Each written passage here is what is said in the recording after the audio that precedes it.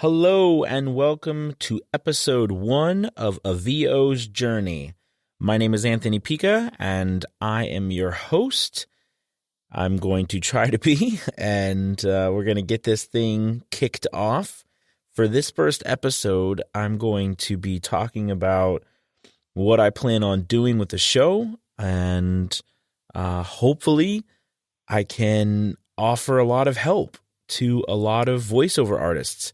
So just moving right into it, the point of this show is to give all of the advice that I have to help VOs make it from beginning to end. And ending, I mean to a place where they can become full-time artists.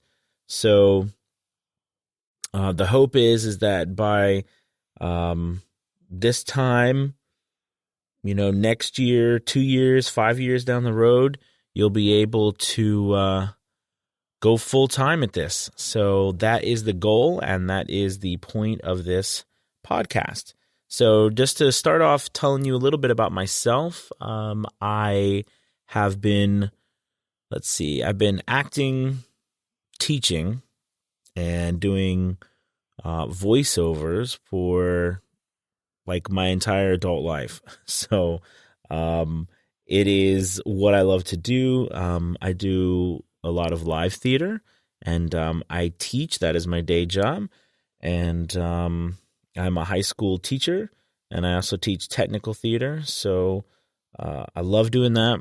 Love doing light, sound, building, all kinds of things. So anyways, getting off topic. So what I am hoping is that we're going to go through everything that I do on a daily basis, and that my hope is to document my journey into becoming a full-time voiceover artist, and in the meantime, help you become a full-time voice artist as well. And we're just going to go for it, all in.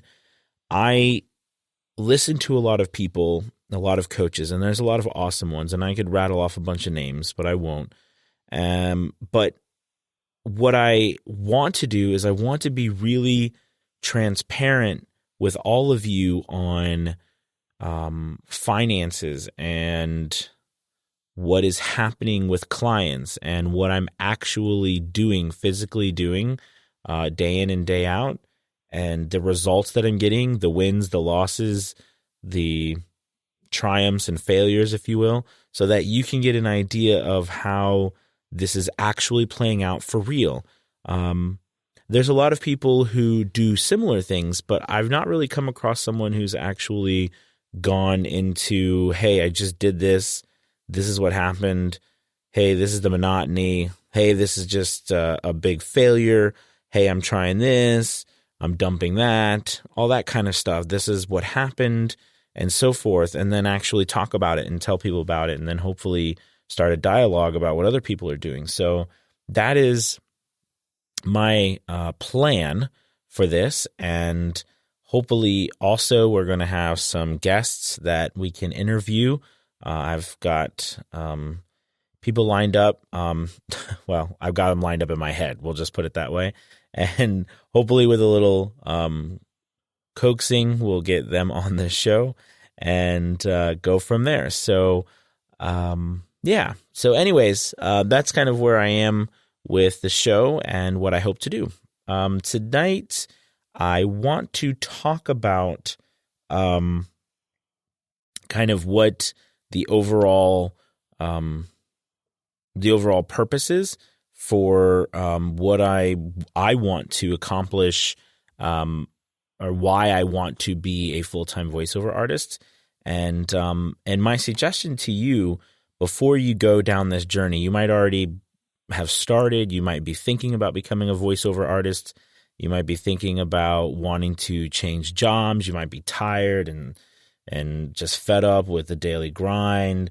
That kind of feeling where you were not really meant to be doing what you're doing. You just got stuck in it somehow, or it's partially what you love and it's not everything that you want it to be.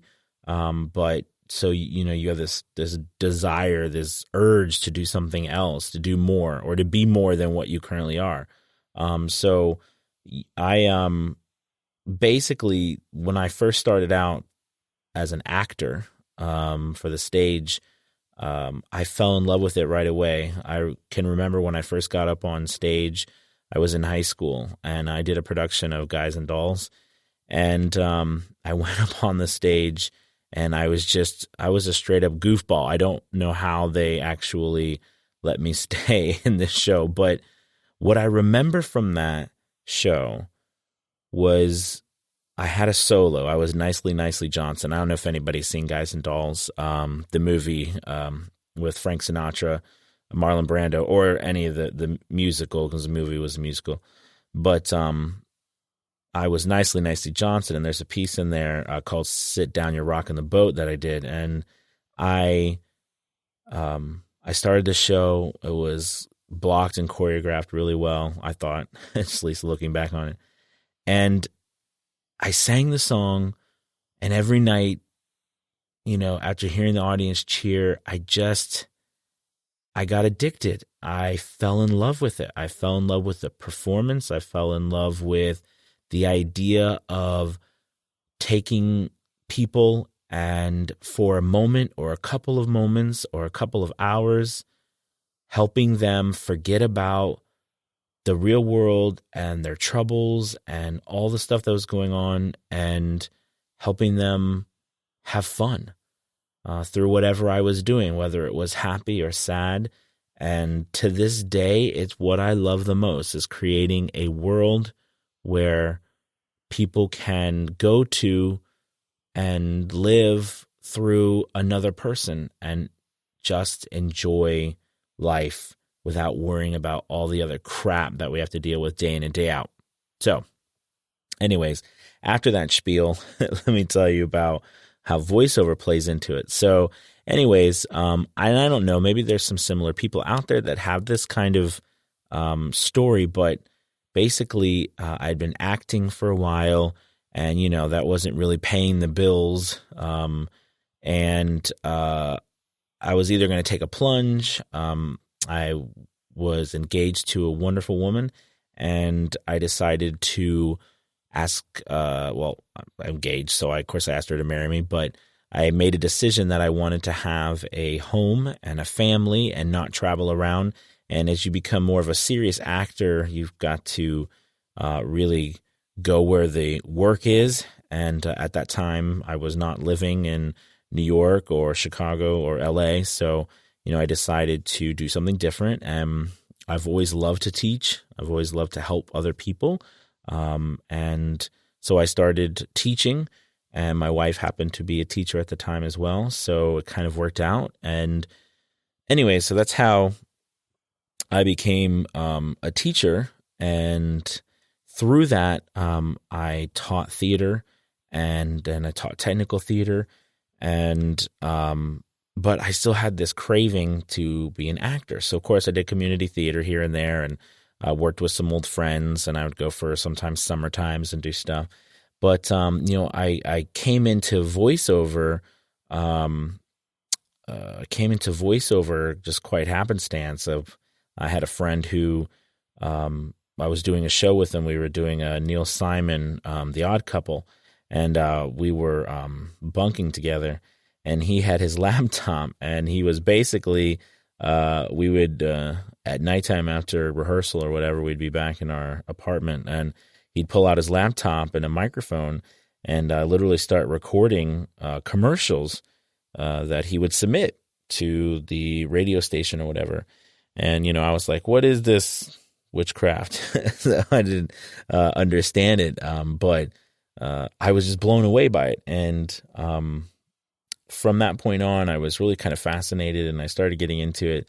And anyways, so I learned as much as I could. And then I realized at that moment that it was, for me, the best opportunity that I had to continue to be a performer while at the same time living out the life that I wanted to live, with a home and a family that I didn't move around. I wasn't gone all the time. I didn't travel everywhere without them, and I could still perform. Now, the trade-off, of course, is that, there's not a huge audience standing right in front of you, or sitting right in front of you, rather, cheering and screaming your name. But as long as you can imagine that, for people like me, which I do and I love, I can explore and actually do things that I might not even do on a stage. And for those who love to perform and are crazy and wacky, or serious and even melancholy, or just crazy, and they love to perform, but they don't want to get up in front of people, but they don't mind doing it by themselves, voiceover was just perfect. So I got all of the equipment I needed, started learning everything I could, and I started doing it. And first thing I went into was audiobooks. And, we're going to talk about audiobooks because that's kind of my wheelhouse, is narrating audiobooks. But then after audiobooks, I got into doing e-learning, corporate, and then commercials. Of course, some of my favorite things to do is voices. That's also why I like audiobooks, but I love to do animation and cartoons, as well as video games. It's just lots of fun. So, but there's also a technical aspect to everything here as well, like, your booth and your equipment and technique, acting technique. I've taught acting for, 14 years. And, I've taught technical theater for, about the same amount of time. And, so much goes into your craft. So, and then, of course, on the other side, which not a lot of people talk about ever, because it's not necessarily a sexy thing to talk about, is the business aspect. I always told my actors that, the biggest problem with young actors or young artists is that they don't think about themselves as a business. They just go from one job to another, auditioning, creating demos, sending them out, and they forget that, this is a business, and we're in this to hopefully make a living, make enough money to support ourselves, pay the least amount of taxes as possible, and, have some sort of steady income, which I always think is the performer's challenge, because everything ends, just like in voiceover, the gigs end. It's another reason why I like audiobooks and some royalty deals, because they last a lot longer. So at ACX right now, it's 7 years. So that's really nice if you pick the right books, which we'll go into. So anyways, so I think I've been talking for about 13, 14 minutes about what I am doing. And I guess I should end up by saying where I want to go. So what I'm hoping this podcast is it's for the voiceover artist who is just starting out, trying to learn how to do this crazy thing called voiceover, make some money, and hopefully become a full-time performer and be able to leave their job if they want and do this for a living. And for me, my hope is, as well as kind of like a side hope, is that, this helps me go beyond that point to where I can become full-time as well. And I want to do it together. And I'm not perfect. I'm not there yet. So I don't want to tell anybody here that I am or lie to you, because I want everything to be on the up and up. But I want to hopefully do it with you.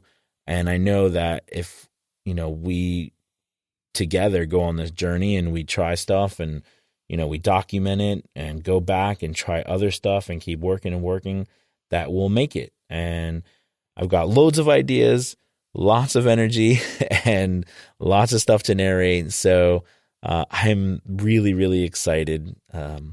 Thank you guys so much for listening.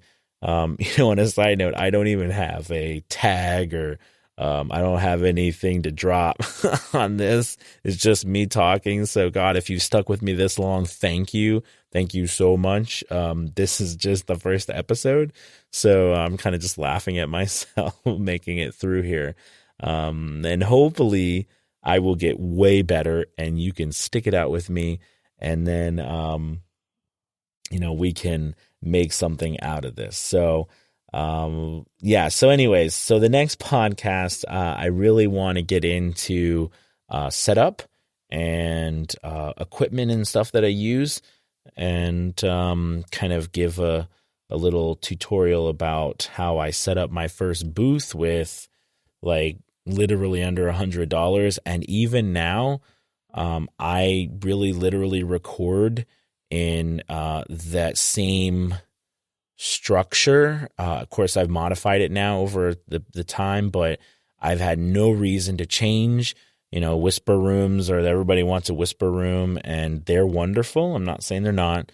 But at the same time, you don't need that to do professional work. And I can hopefully help you get there without having to spend thousands and thousands of dollars on a whisper room. So anyways, thank you guys so much for listening and tuning in. And I can't wait to do the next one. All right. Well, you guys have a wonderful night and talk to you next time. Peace.